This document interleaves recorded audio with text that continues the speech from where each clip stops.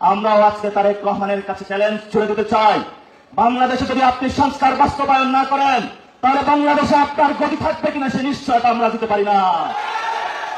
কারণ জনগণের ম্যান্ডেট দিয়েছে, জনগণ ভোট দিয়েছে। এই জনগণের ভোটের বাক্সে কেউ যদি লাথি মারতে চায়, আমরা তার গতিতে লাথি মারতে কোনো কুণ্ঠবোধ বা দ্বিধা সংকোচ করব না। আমাদের আরেকটি বড় বিষয় ছিল, শেখ হাসিনা উকিচুকি করতেছে, আওয়ামী লীগ বিভিন্ন জায়গায় মিছিল নামাচ্ছে।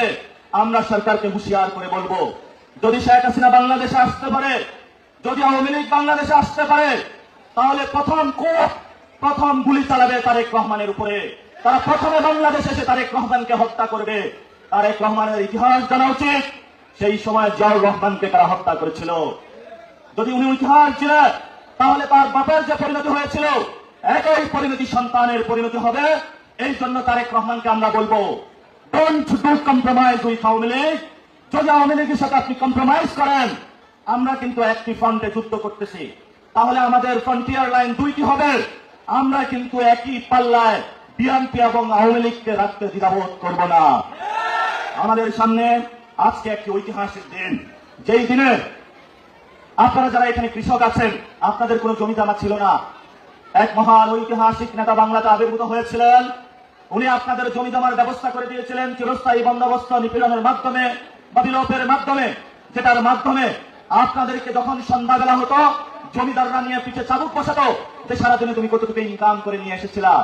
আজকের এই দিনে রাজশাহী থেকে ভারতের বিরুদ্ধে একটি বড় যুদ্ধ ঘোষণা করা হয়েছিল, সেটা কি আপনাদের মনে আছে?